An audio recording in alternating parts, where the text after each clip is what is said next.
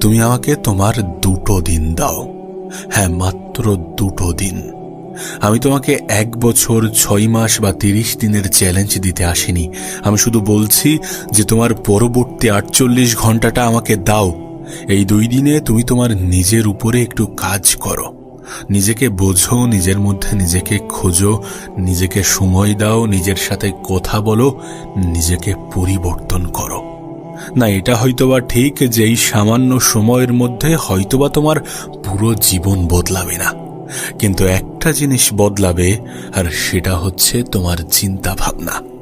আর এই পৃথিবীতে আমাদের জীবনে যা যা কিছু ঘটে সবকিছু কিন্তু চিন্তা ভাবনার খেলা। মানে বিষয়টা ঠিক এমন যে আজ তুমি কোথায় আছো, কাল তুমি কোথায় পৌঁছাবে, এবং আগামী 10 বছর পরে তোমাকে কোথায় দেখা যাবে, এই সব কিছু নির্ভর করে তোমার চিন্তা ভাবনার উপরে। কিন্তু তার আগে তোমাকে একটা প্রশ্ন করতে চাই, তুমি কি সত্যি নিজের জীবন নিয়ে সন্তুষ্ট? না, মানে রাতে ঘুমানোর আগে তোমার কি এমনটা মনে হয় যে আমি আরো ভালো কিছু করতে পারতাম, আমি আরো ভালো কিছু ডিজার্ভ করি?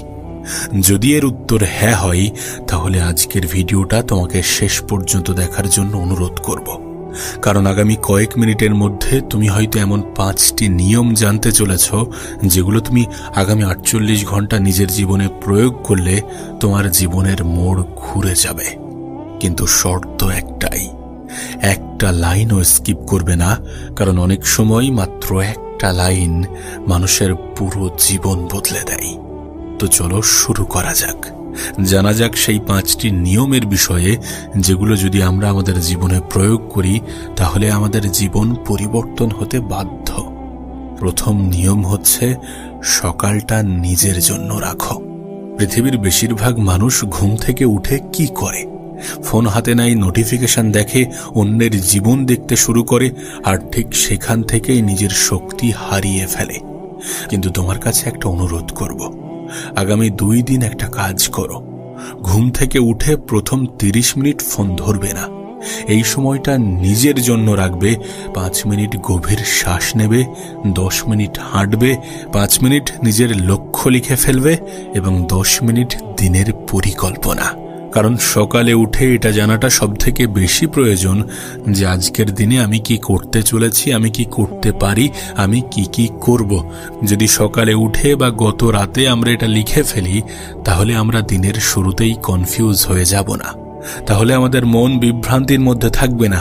তাই সকালে উঠে সর্বপ্রথম কাজ হবে এগুলো শুনতে হয়তো বা ছোট ছোট পদক্ষেপ মনে হতে পারে, কিন্তু এই ছোট ছোট কাজই তোমার দিনের মানসিকতা বদলে দেবে। সত্যি বলতে সকাল সকাল একটা ফ্রেশ দিন শুরু করাটা খুব জরুরি। সকালে উঠেই যদি সবকিছু উল্টো পাল্টা হয়ে যায়, যদি সবকিছু গেজিয়ে যায়, তাহলে আর কোনো কিছুই ঠিকঠাক হবে না, এবং মন থেকে এমনটা চিন্তা ভাবনা আসবে যে সকালটা ভালো হয়নি, সুতরাং আজকের দিনটা ভালো যাবে না। তাই আজকের দিনটা বাদ দেয়া যাক, কাল থেকে একদম সিরিয়াস হয়ে সমস্ত কিছু নতুনভাবে ভালোভাবে শুরু করব। যাতে এই চিন্তা ভাবনা না আসে সেই জন্য সকালটা শুরু করাটা খুব গুরুত্বপূর্ণ। সকালের সময়টা নিজেকে দাও, নিজের সাথে সময় কাটাও, নিজেকে প্রশ্ন করো, দিনের রুটিন সাজাও, এবং মোস্ট ইম্পর্ট্যান্ট, প্রথম 30 মিনিট মোবাইল থেকে নিজের দূরত্ব বাড়াও। দ্বিতীয় নিয়ম হচ্ছে অভিযোগ বন্ধ করো। দেখো, বর্তমান সময়ে দাঁড়িয়ে আমি আমার জীবনের অভিজ্ঞতা থেকে তোমাকে বলতে পারি যে কোনো কিছু শুরু করার জন্য অনেক কিছুর প্রয়োজন পড়ে না, বরং আমাদের আশেপাশে আমাদের কাছে যেগুলো ইজিলি অ্যাভেলেবেল সেগুলো দিয়েই আমরা অনেক কিছু শুরু করতে পারি, লাইফে অনেক কিছু হাসিল করতে পারি। যদি তুমি দেখো তুমি যে ফিল্ডে কাজ করতে চাও, যে ফিল্ডে নিজেকে পারফেক্ট, নিজেকে সেরা বানাতে চাও, সেই ফিল্ডের যারা টপে আছে তাদেরকে যদি তুমি দেখো, তারা কিন্তু সোনার চামচ মুখে নিয়ে জন্মগ্রহণ করেনি। 2-1 করলেও 95% মানুষের জীবনে এমনটা হয় না। যে কোনো ফিল্ডের সব থেকে টপে থাকা মানুষগুলো লাইফে প্রচুর স্ট্রাগল করে, প্রচুর স্ট্রাগল করেছে। এটা মেনে নাও যে এই পৃথিবীতে কোনো কিছু এমনি এমনি হয় না।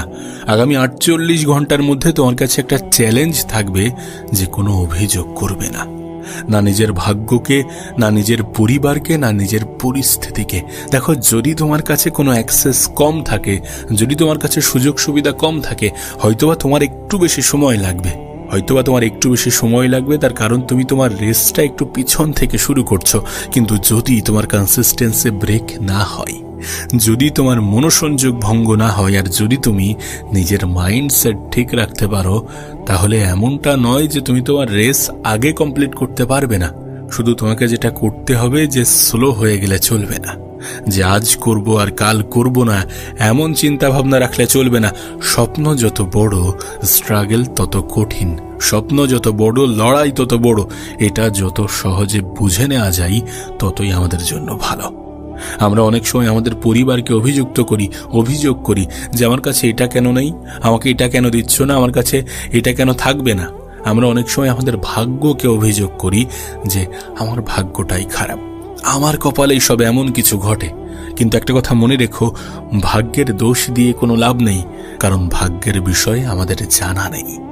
ভাগ্যে হয়তোবা এটাই লেখা আছে যে তুমি চেষ্টা করবে, প্রথমবার ব্যর্থ হবে, দ্বিতীয়বার ব্যর্থ হবে, তৃতীয়বার ব্যর্থ হবে, চতুর্থবারও যদি তুমি চেষ্টা করো তাহলে তুমি জিতে যাবে।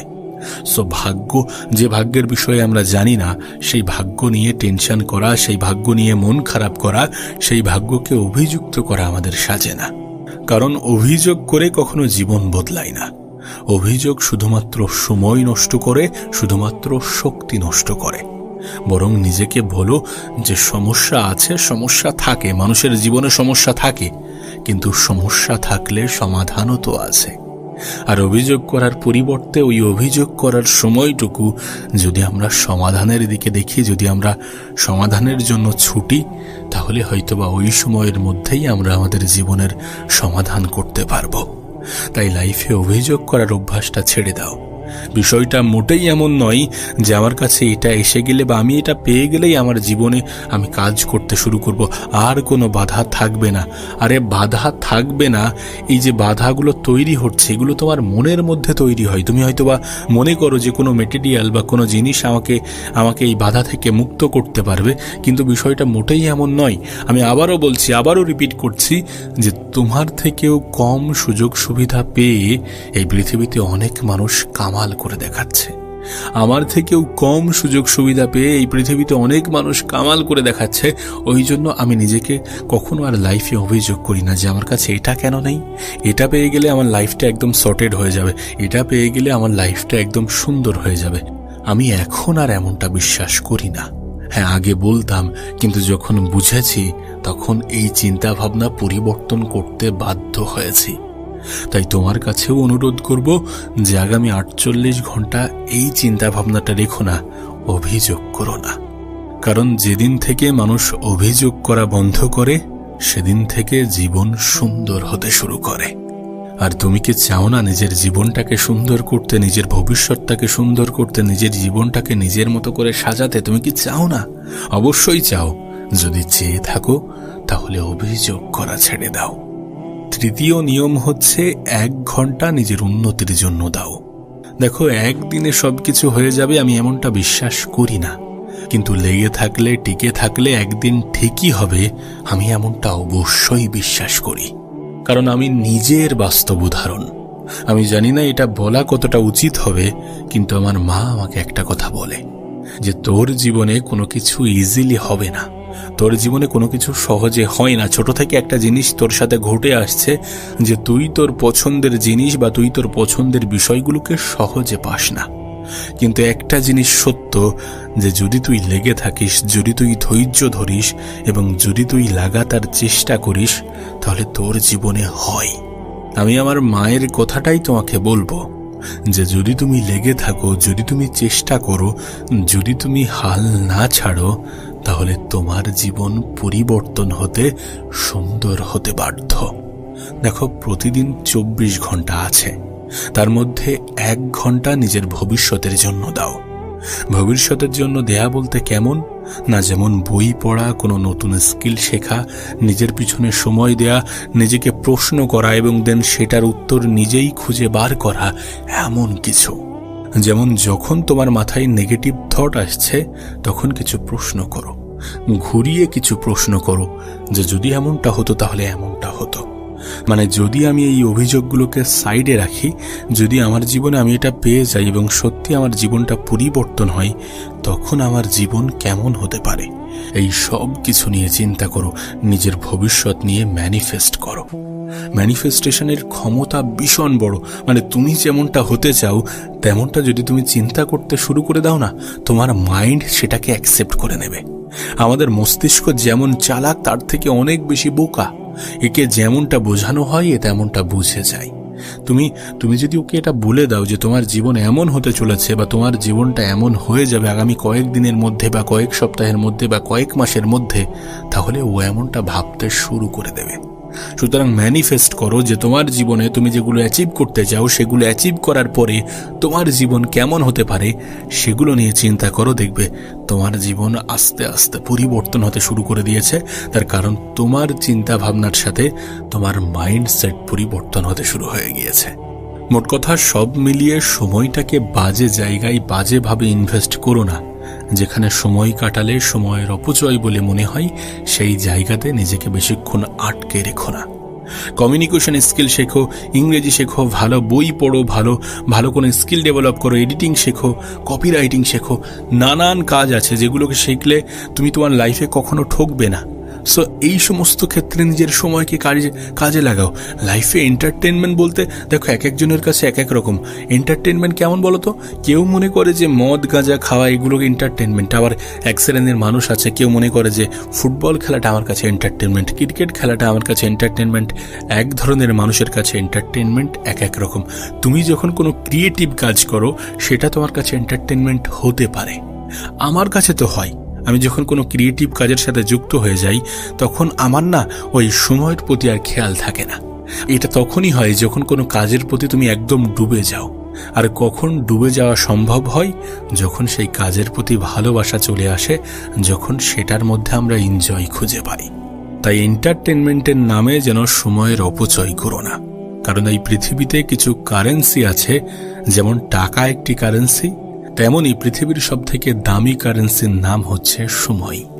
টাকা একবার চলে গেলে ঠিক দ্বিতীয়বার অর্জন করে নেওয়া যাবে, কিন্তু সময় ফুরিয়ে গেলে সেই সময়টাকে কখনো ফিরে পাওয়া যাবে না। এই সময়কে তুমি যেমনভাবে ইনভেস্ট করবে তোমার কাছে তেমন অনুপাতে টাকা আসবে। যেমনভাবে চিন্তা করবে, যেমনভাবে মাইন্ডসেট তৈরি করবে, যেমনভাবে মস্তিষ্ককে কাজে লাগাবে, তেমনভাবে তোমার কাছে টাকা আসবে। সো পৃথিবীর সব থেকে দামি কারেন্সির নামটা মাথায় রেখো, সেটা হচ্ছে সময়। আর যদি তুমি টাকা অপচয় করতে ভয় পেয়ে থাকো তাহলে সময় অপচয়ের ক্ষেত্রে তোমাকে আরো 100 গুণ বেশি ভয় পাওয়া উচিত। কারণ সময় কখনো ফিরে পাওয়া যায় না, আর সময়কে কাজে লাগিয়ে লাইফে সব কিছু করা যায়, এমনকি টাকার প্রাসাদও বানানো যায়। So be careful. নিজের সময় অপচয়ের ক্ষেত্রে সতর্ক থাকো, সময়কে হেলায় হারানোর ক্ষেত্রে সতর্ক থাকো। নিজেকে সময় দাও, ভালো কাজে সময় দাও, সময় বরবাদ করা থেকে বিরত থাকো। চতুর্থ নিয়ম হচ্ছে নিজের সাথে কথা বলো। মানে একটু আগে যেটা বলছিলাম, দেখো তুমি মানো কিনা আমি জানি না, কিন্তু একটা বিষয় ভীষণ ভীষণ জরুরি, আর সেটা হচ্ছে নিজের বিষয়ে জানা।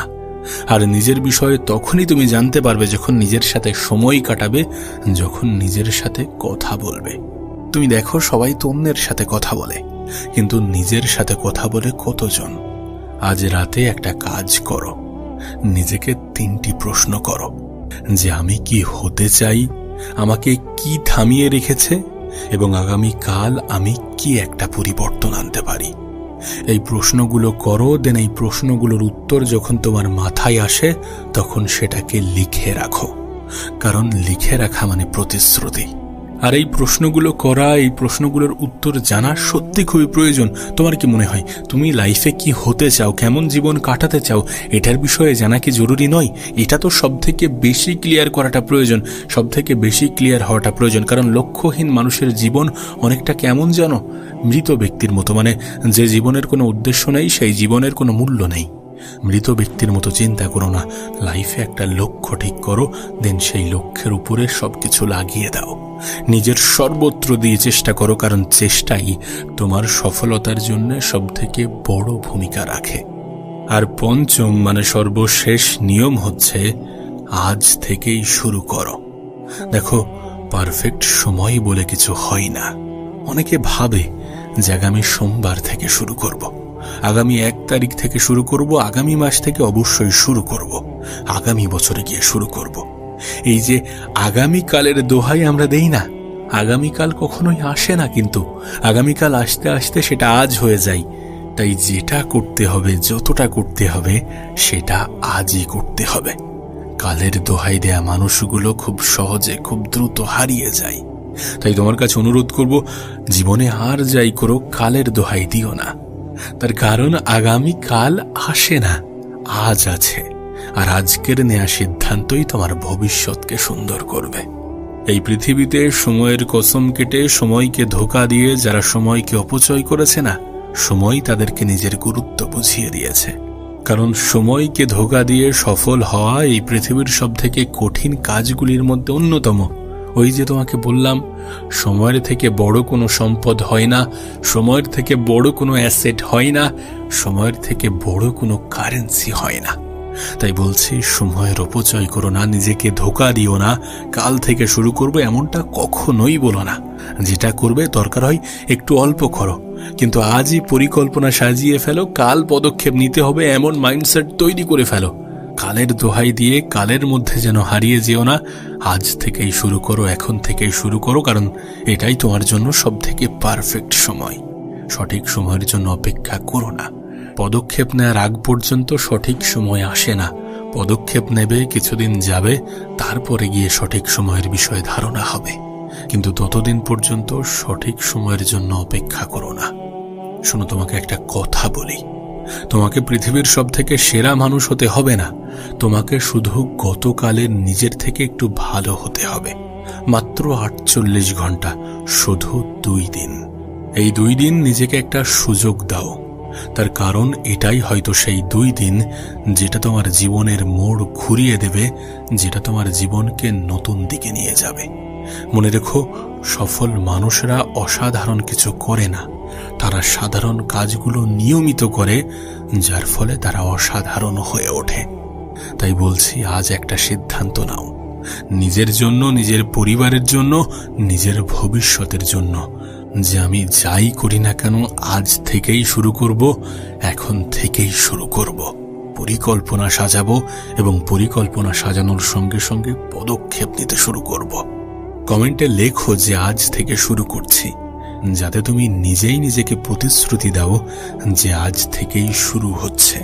আর যদি এই ভিডিওটা তোমার ভালো লেগে থাকে, তাহলে অবশ্যই ভিডিওটিকে লাইক করো, ভিডিওটিকে শেয়ার করো এবং চ্যানেলটি পছন্দের হলে অবশ্যই সাবস্ক্রাইব করে যেও। কারণ হয়তো আগামী ভিডিওটাই তোমার জীবনের সবথেকে দরকারি ভিডিও হতে পারে। মনে রেখো, তুমি দেরি করে ফেলোনি, কিন্তু এখনো যদি সময়ের অপচয় করে যাও, তাহলে দেরি হয়ে যাবে। আজ থেকেই শুরু করো।